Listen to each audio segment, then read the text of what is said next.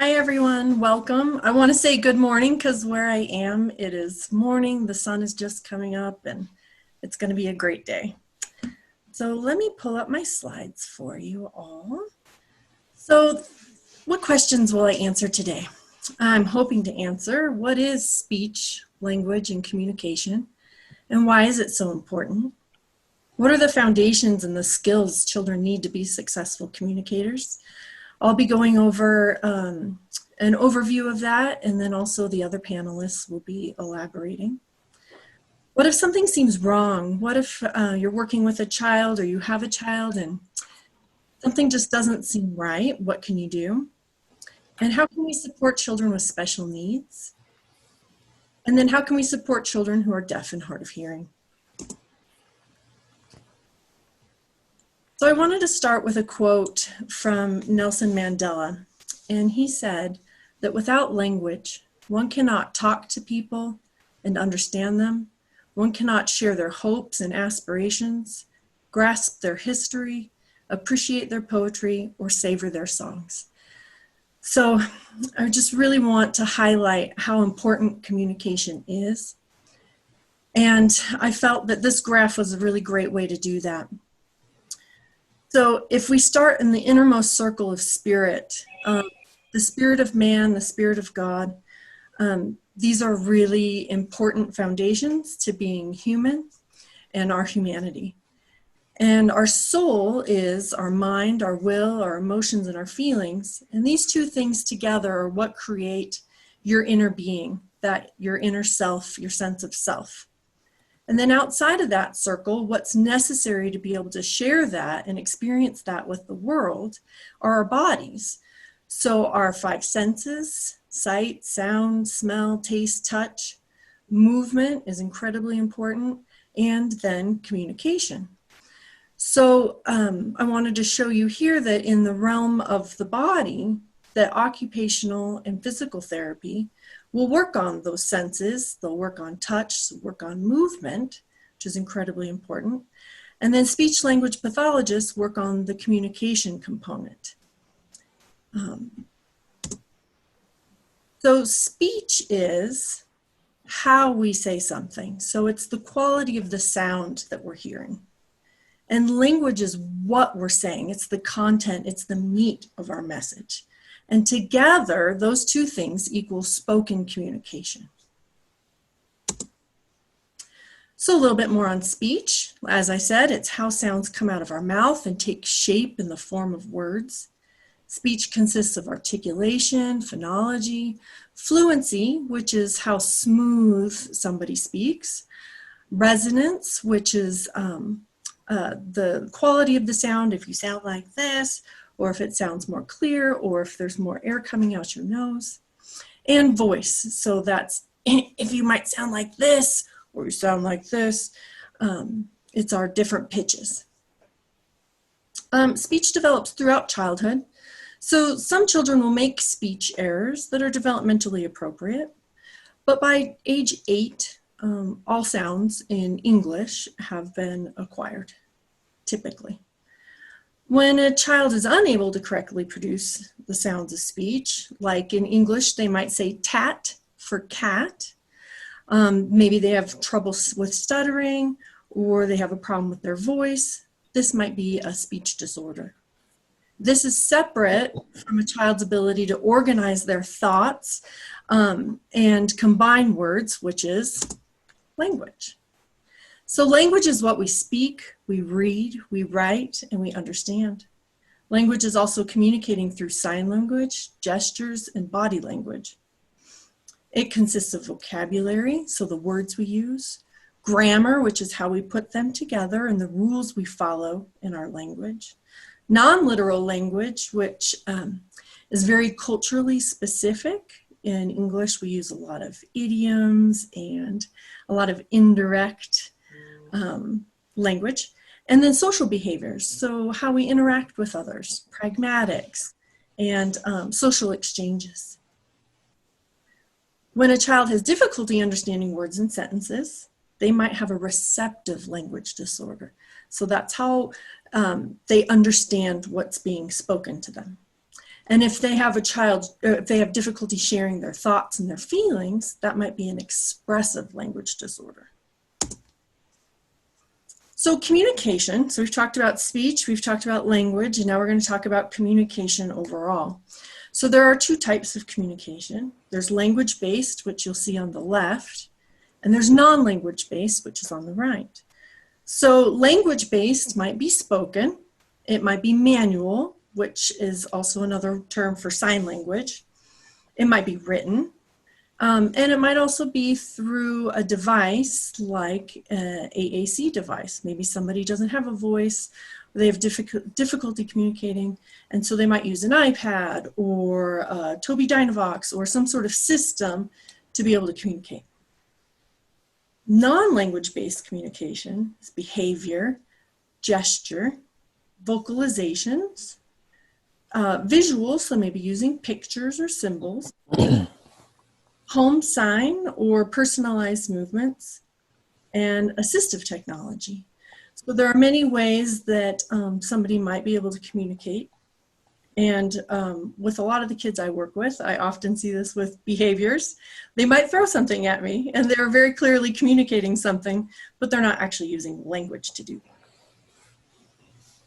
So the bottom line is, for communication, when individuals communicate effectively, they're able to express their needs, their wants, their feelings, and preferences so that others can understand them. Going back to that first slide with the concentric circles, that's how you can share that inner self, that inner being with the world, which we all want to be able to do. So what does a child need then to become a successful communicator? We've got a graphic here of a house. And so we will be expanding on this throughout the presentation. But everything starts with a foundation. So the foundation of our house is joint attention, which will be discussed more later. Then the pillars, the walls of our house, understanding language and nonverbal communication. So that's going to be our receptive abilities and all what we just talked about with nonverbal, so behaviors, things like that, are going to build up those walls.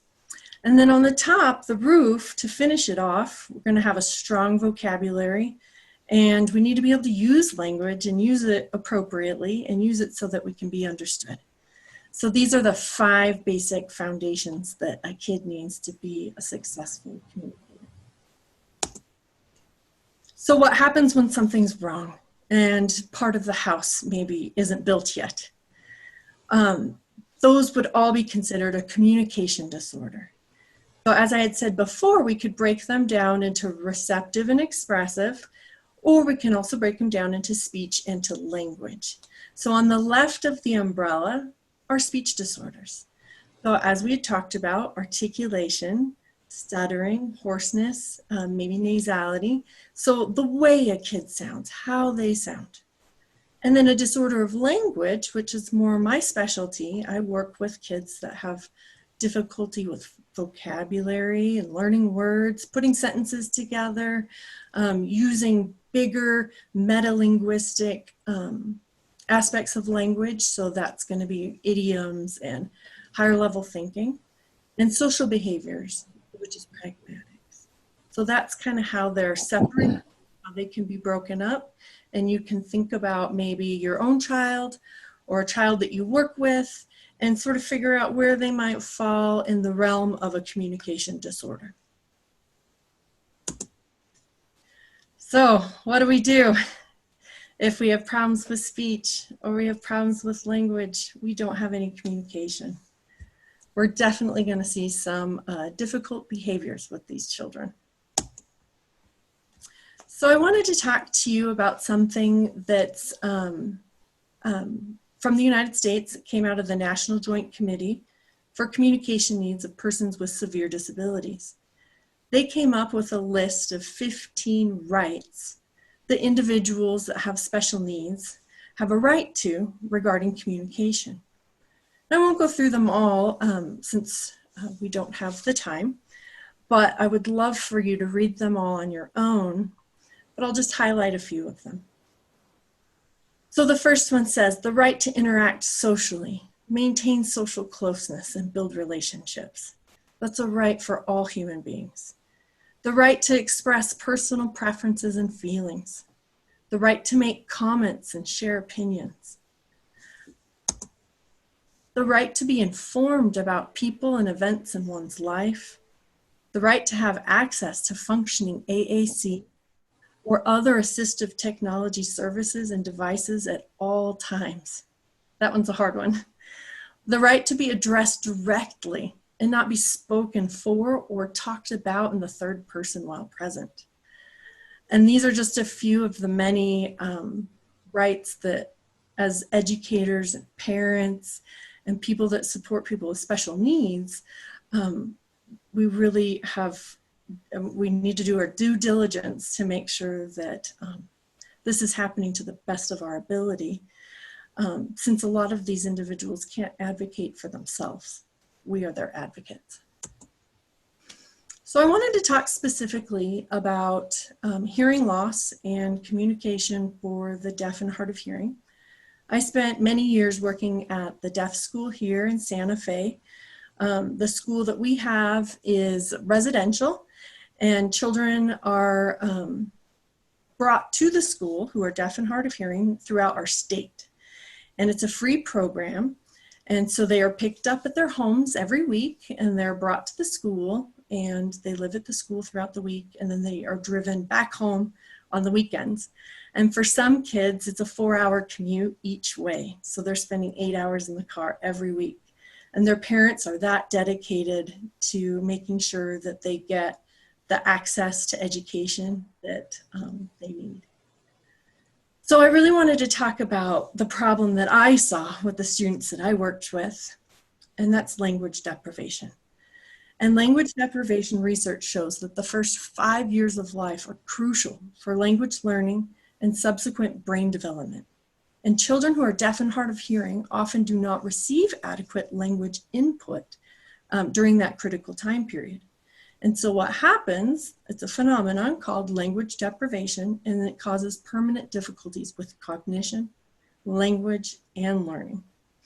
We know from studies on neuroplasticity that while our brains are malleable and they can change over time and we can learn, we also know that if the language centers are not stimulated, so if a child cannot hear and they don't have access to hearing aids or a cochlear implant or whatever might benefit them in a hearing environment, those parts of the brain start to be taken over by other areas. Your brain will not allow any available real estate to just sit. So a lot of times the visual cortex will start to spread into that area and take it over. So then it's hard when language is introduced for that to develop, because that part of the brain has been used for something else. So language deprivation is an epidemic among deaf and hard of hearing children. It's fully preventable. And deaf and hard of hearing children who receive limited or little benefit from hearing technology are at the most risk for language deprivation. So these are the kids that don't have access to hearing aids or cochlear implants or sign language. They're in a hearing environment, and they're unable to access what's going around them. So I wanted to tell you quickly about my friend Andrew. He's the gentleman standing in the picture on the left. And Andrew is, he experienced extreme language deprivation as a child. While he only has a mild intellectual disability, it presents as being very severe because his brain never developed the language centers that he needed. He was born into a family where there was a lot of neglect, trauma, and he had a very difficult childhood. He ended up turning to drugs and alcohol, spent some time in jail, and unfortunately still had no language. Nobody ever taught him sign language, and he's profoundly deaf. He has no hearing aids. He had no access to the world around him. So the way he could communicate was through his behavior. And his behavior got so bad that they ended up institutionalizing him. And finally, as an adult, or as a teenager, he was sent to the deaf school, where he finally, for the first time in his life, had access to language. And his life shifted and changed from there. He's a very upstanding guy. I work with him, and we work on language, and our sessions are 100% in sign language. And he does not use any amplification, any hearing devices. And so he's a story of triumph from where he started to where he's been. But his story would be so different if he had had sign language or access to hearing aids and support as a young child. So recent research is talking now about language deprivation syndrome, which is very dynamic. They're suggesting that it's a possible neurodevelopmental disorder that's got sociocultural origins. So it's linked directly to the environment. Possible features include language disfluency, knowledge deficits, and disruptions in thinking, mood, and behavior. So that's where we see those difficulties, like in Andrew's case, with his childhood and the path he almost took. So I included this here in case you're not sure what a hearing loss might sound like to somebody. You could go to this website. I'm not going to go through them right now. And you could listen to the different audio files that it has so that you can really hear the difference between maybe a mild hearing loss and to a more significant hearing loss. So some considerations for these kids that we're working with or that we have at home that might have hearing loss. Early identification before the age of 6 months is really significant and has such a positive effect on a child's development. And 6 months is young. I mean, they're babies. And I mean, we're learning before we even come out of the womb using our ears. So if we don't have access to that, we need to know right away so that we can take the proper precautions and interventions for these kids. And I know that that's a challenge. We need to support sign language as much as possible. The school that I was at was a bilingual, bicultural approach, which means that they were supporting 2 languages, so American Sign Language and English. And then bicultural, they were supporting deaf culture, because deaf people have their own culture, they have their own traditions, and that needs to be supported to help develop an individual's identity. And then also bicultural, so hearing cultures approach. We need to develop listening skills with these kids if they're going to be using their ears to access their environment through oral habilitation. We need to make sure their hearing aids, their implants, whatever it is that they might be using are working and functional. And we need to be aware that there are 4 ways in which a hearing loss might really impact a child. It might cause a delay, as we talked about, in receptive and expressive communication. The language deficit might lead to problems, resulting in reduced academic achievement. We need language so that we can learn. Communication difficulties often lead to social isolation and poor self-regard. So back to when we were talking about that self, that identity, the inner being, that oftentimes is a challenge for these children. And also to keep in mind that these kids are at incredibly high risk for abuse, especially sexual abuse. It's really important to keep in mind and to help protect these children, because if something happens, they might not be able to tell you what happened. And of course, it's going to affect their jobs. There are lots of developments now. There's a lot of work towards getting equal access for these individuals, but there are still jobs that they don't even have the choice. Something to keep in mind is that 40 to 50% of children that have hearing loss also have another diagnosis. And these children sometimes are referred to as DWD, which is deaf with diversity or deaf with disabilities. So as I mentioned, my friend Andrew, he has a profound hearing loss, and he also has a mild intellectual disability. Hearing loss often happens with Down syndrome. So we need to make sure that these kids with Down syndrome are having regular audiology checks if possible.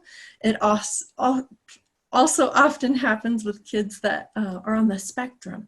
So please keep in mind that children with autism often have mild hearing loss and any other disability like that. It's very common for the two to occur together, and it just magnifies what might be happening.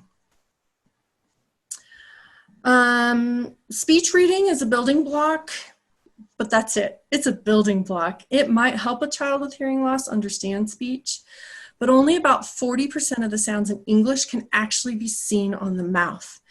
And that's in perfect conditions. That's a well-lit room where we can see each other directly. A lot of the sounds look really similar, like bop, mop, pop. They all look the same. So if a child has a hearing loss and they're trying to read your lips, they might really struggle to understand what you're saying, which is exhausting. These kids are exhausted, and we see a lot of behaviors secondary to frustration and fatigue. A good speech reader might only be able to see about 4 words in a 12-word sentence, which is about 30%. So it's, while it's a building block, it's not something to be relied on. I wanted to share with you this video, which addresses a lot of what we've talked about and has some fantastic examples. So when I was really young, my lips, can you read her lips? My God, Clementine loves bread. She's so little. Can you read his lips? I have 2 dogs, one boxer, she's 7.5, and one mixed.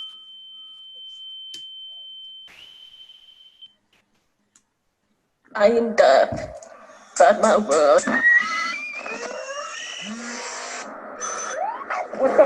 Is a hearing one. I rely on the visual, not the auditory. The word lip reading implies reading, like reading a book whose text is legible and clear.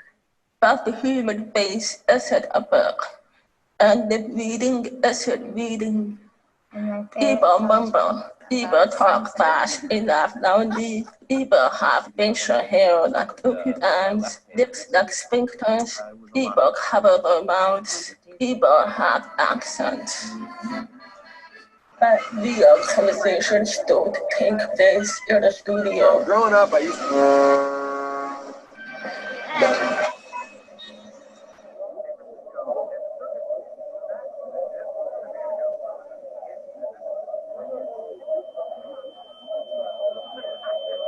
I'm putting together a puzzle without all the pieces.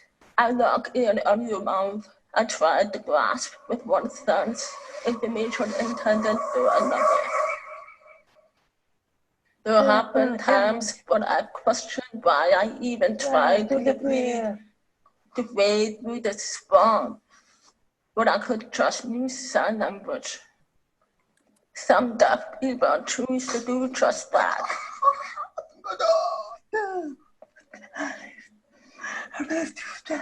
It's like a different word.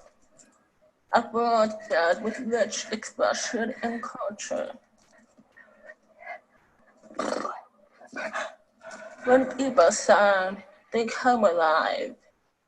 But I know I want both words. Communication is never a given. Tuesday, I woke up, had a rash. She just pulled my dress down. When I was little, my family got a cat. Like Wednesday morning, hit him in the face. Right. That was like the last thing that I ever Guinea remember. pig. Winter I learned how to ski. I only cried twice. But when the reading books, when I focus on one natural face and launch into a conversation, something clicks. Right then, I feel something extraordinary. There is not enough. Implies human connection. Connection.